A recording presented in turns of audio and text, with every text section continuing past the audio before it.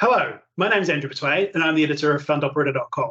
I'm here today with Simba Mamboininga, managing partner at Devlin Mambo LLP, about how fund operators can use service consolidation to improve business practices. Simba, hello, how are you? Good morning, Andrew. How are you doing? I'm very well. Thank you for joining me. So we are in this sort of weird post-pandemic, coming into a high inflation, high interest rates world. So business strategies, the pandemic, it's all been changing with fund operators, and they're really looking for new ways to save money and innovate, particularly around the space of service consolidation. So Simba is going to give his thoughts to us today about what the people in this industry need to know around this strategy, why it's important, and what it can offer to people in the financial services sector. So Simba, I want to start off with just asking about your background and what it is that your company does, and a bit about you. Well, thank you very much, Andrew. So I'm Simba Mamboininga, as you say. I'm a managing partner at Devlin Mambo LLP. I lead our transformation agenda, and I also look after our ESG offering together with Graham Devlin, the other managing partner. The purpose of our existence really is to support the investment managers to meet their goals today, tomorrow, and well into the future. And we do so through interpretation of the investment environment. We provide advisory and implementation expertise in various disciplines, including ESG, transformation, product distribution, governance, compliance, and finance.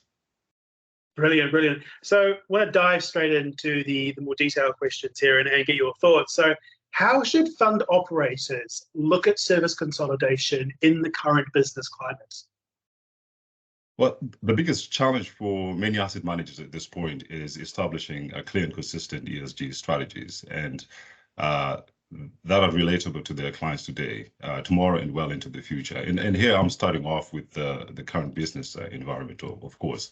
So you have heard of the numerous issues concerned with the greenwashing, the associated fines incurred by firms like Deutsche Bank, and the many data challenges.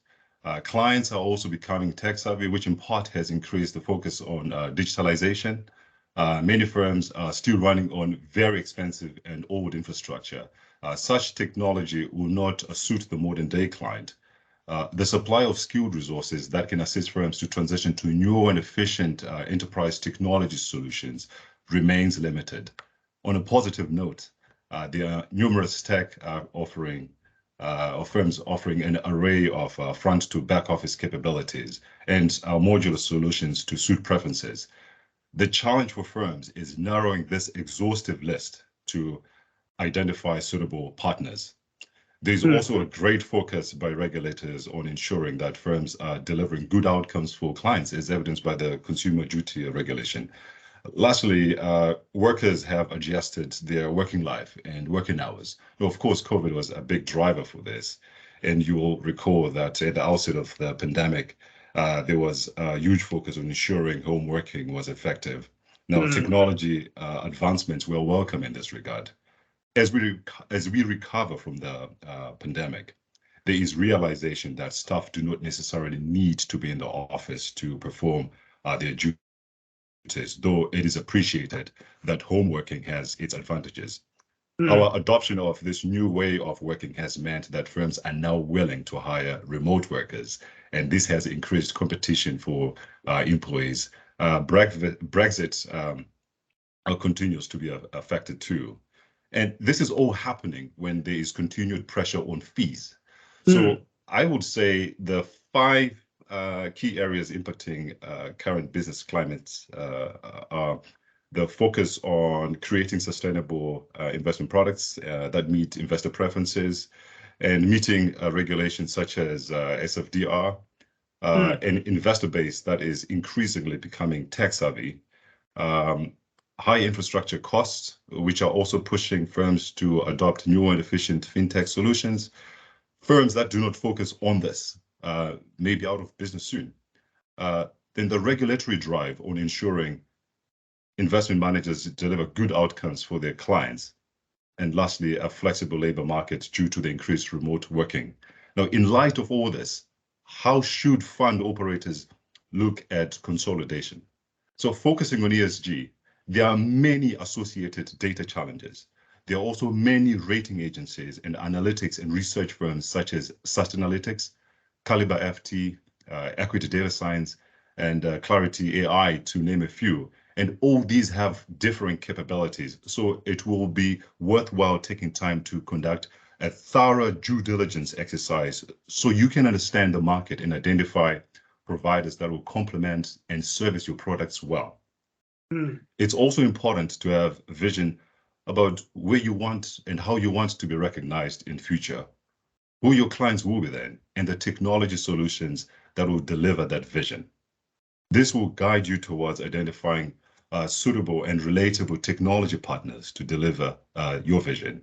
There are many young fintech firms out there with fantastic solutions, so this should be considered. Good planning, of course, remains critical.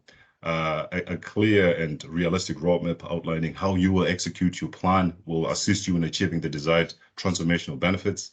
Runaway costs remain a challenge in the industry, and this tends to be the result of poor due diligence, planning, and governance. So, for example, if you had a pool of 550 resources, all paid an average of £500 a day, and at a critical point, you learned that certain regulatory approvals were not submitted on time, were a month later than expected due to an oversight. This might mean the project is completed a month later at an additional cost of $500,000. So it shows the importance of being disciplined in planning and in execution. Now, putting your clients first in your thinking will also address regulatory expectations. But besides, this is the right thing to do. Change is disruptive for your staff and your clients. It's vital that you manage client expectations and ensure that the client journey is as smooth as possible. Disgruntled clients could easily leave at short notice and seek services elsewhere. Lastly, it's important to ensure your transformation activity is supported by the right resources. Experience is key in this regard. You also have to think about how you can recruit in the current labor market. Some key questions to consider would be, how do you build a team working remotely, and how can they collaborate effectively? Do you require the team in the office periodically, and how do you make the office environment welcoming? You might also consider utilizing consulting practice like ours to gain insights on the various ESG solution providers using or from our DM Insights tool, or utilizing our transformational experience in conducting supplier due diligence or with the planning and execution. Such support will save you time and cost. And it's interesting that you mentioned a lot of things, and I think they all have to do with the current climate we have in the business. So I wanted to build on that.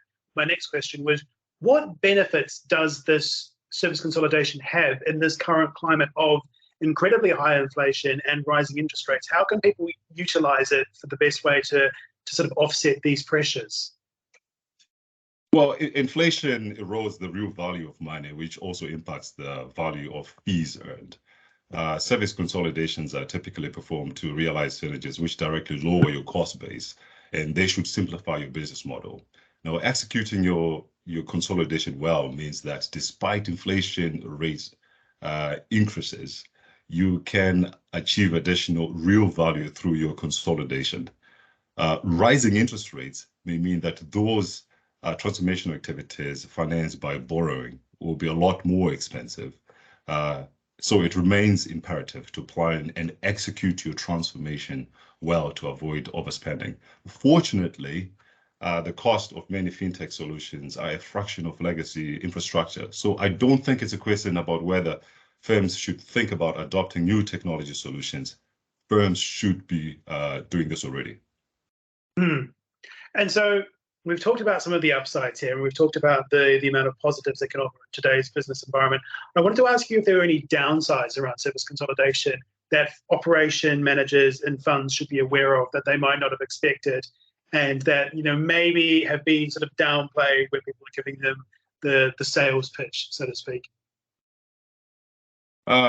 Change is disruptive, and it can be unpleasant for staff and an annoyance for clients.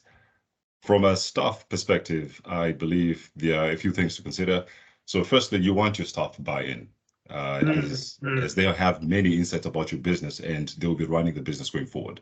So it's important for your staff to receive adequate communications, they're kept involved, and understand the benefits of your consolidation. Secondly, regardless of utilizing external resources, your staff will always play a key role, and it's important to ensure that they are not overworked, as this will really affect their morale and compromise BAU. Thirdly, some consolidations result in redundancies. This can create an unpleasant working environment. So, such issues or matters have to be managed sensitively. From a client perspective, any change that is not of direct value to them will be an annoyance. So your execution really needs to consider the client journey. And my final question is kind of building on everything we've just been discussing here. And I wanted to sort of ask you, how would you best conduct a service consolidation plan? What are the areas that people might forget or underestimate in terms of trickiness? And what are some of the mistakes that you've seen other chief operating officers make that they should be aware of? So if you could sort of give us a very brief sort of overview plan of what you would do and how you would structure it. It's important to view the investment management industry as a function of technology. Everything we do should be technology-led as much as possible. A good understanding of your own core architecture going forward will assist you in identifying compatible solutions and give you awareness about how you can integrate them into your business. It's necessary to establish a list of all the services you consume and understand who provides them. It will also be important to understand the breadth of capabilities offered by service providers in the market and the product roadmaps in their product roadmaps too. Investment managers are not in the business of analyzing the market in this way. And that's why I believe they will benefit immensely by partnering with firms like ours to gain knowledge of the different market capabilities we maintain on a tool such as the DM Insights. Our ESG solutions and awareness are really strong in this regard. With regards to areas where firms underestimate or make mistakes, I don't think that people forget as such. However, there's a certain discipline required in executing transformational activities successfully. So due diligence can be an area that is not awarded sufficient effort. There can be a tendency for firms to rely too much on past experience and not fully appreciate that the way that we operate has changed and it continues to change rapidly. So it's important to understand the operating environment, the tools used, the people too, as stuff change regularly and the processes are followed. Some fascinating answers there and some really good insights into what people should be doing and what they should be watching out for. So thank you very much for your time today, Simba. It's been a pleasure to speak to you. Well, that's all we have for today. So once again, thank you to Simba Mamboininga from Devlin Mambo LLP for joining me all the way from Edinburgh. And thank you. And you can find out more at fundoperator.com for some previous conversations with Simba. And I've been Andrew Petwain, the editor of fundoperator.com. And thank you very much for your time today. Thanks for having me, Andrew.